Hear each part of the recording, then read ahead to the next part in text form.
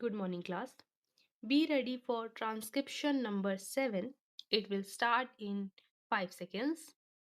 5, 4, 3, 2, 1, start.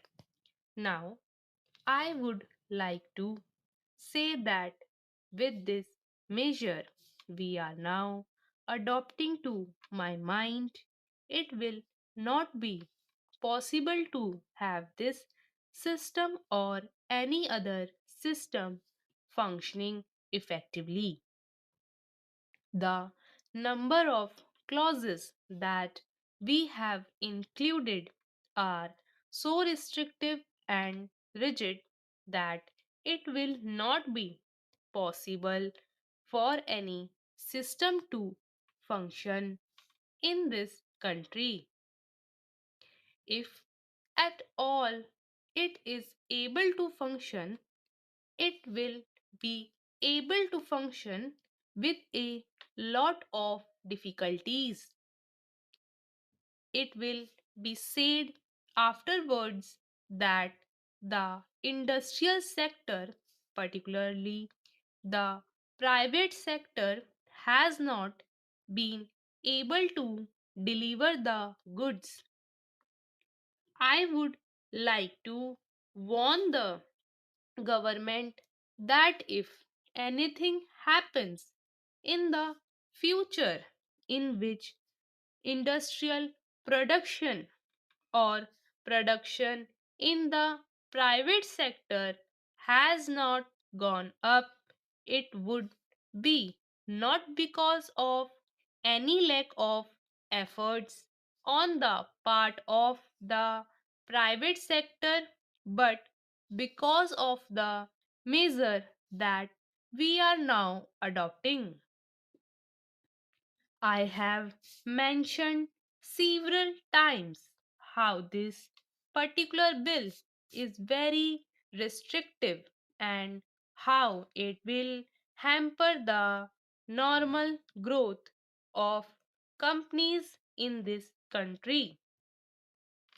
It is a pity that when we are on the threshold of the second 5 year plan, such a measure should be passed in this House. I would now like to make a few observations about the speeches of some of the honorable member here. Shri Ashoka Mehta justifies the restrictions on managing agents by saying that managing agents are no longer the main source of finance. He also argues that profits have been high and will continue to remain high, and therefore he would like to see the managing agents being paid on a sliding scale.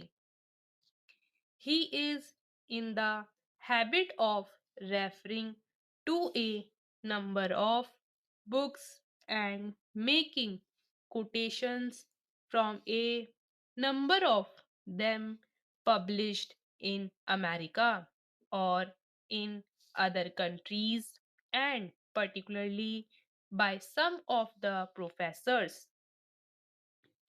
I would also like to mention to him that even when companies are floated, it requires a certain amount of confidence amongst the investing public, and it is because a particular firm is managing a particular company that this confidence is created in the investing public.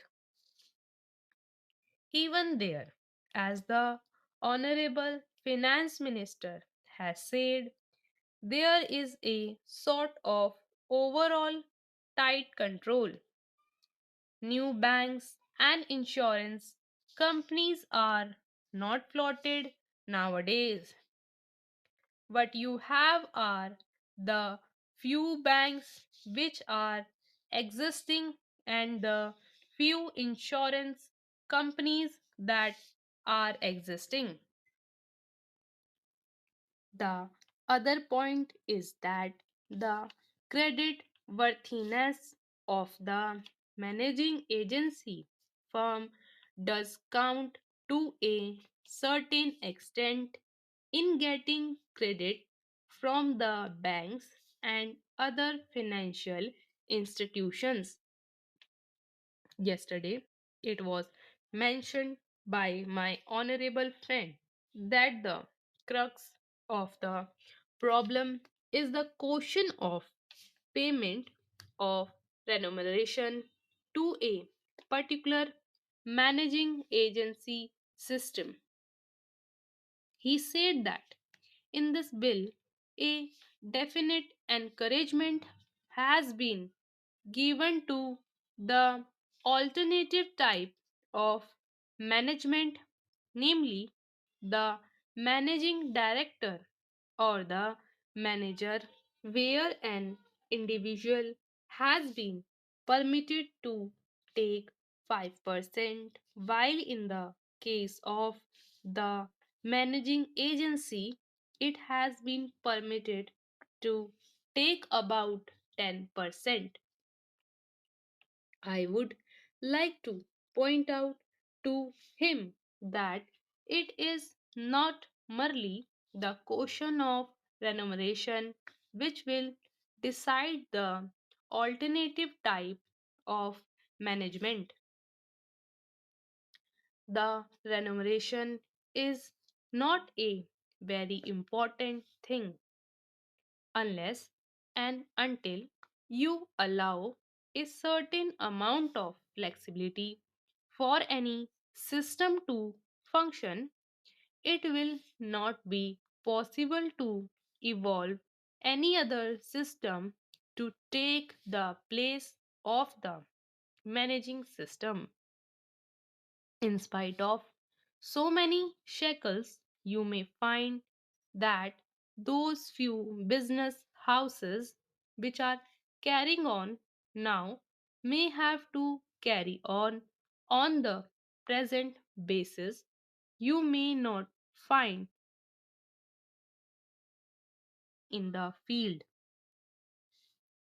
Several times it has been mentioned in this house why the business community has not prescribed for itself a code of conduct.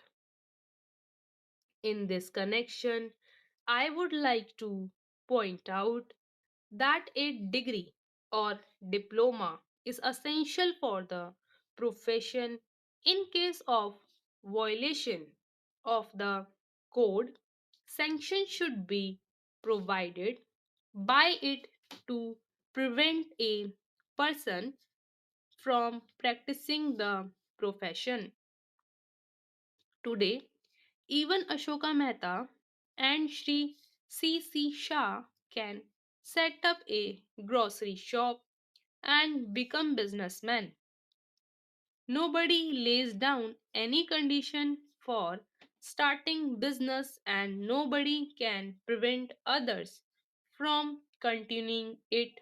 But I would like to point out that with regard to the code of conduct, there is a certain amount of ethics and there are certain standards are traditions on which business houses function. If a particular firm has not got proper ways of managing its business, you will find that that business house will find it difficult to function and it would be difficult for it to command the confidence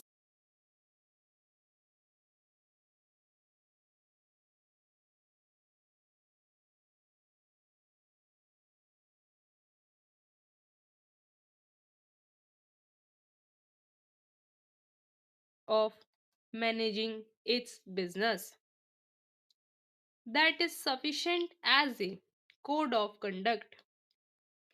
It is not possible to prescribe a certain code of conduct in the manner it has been done for the profession in general.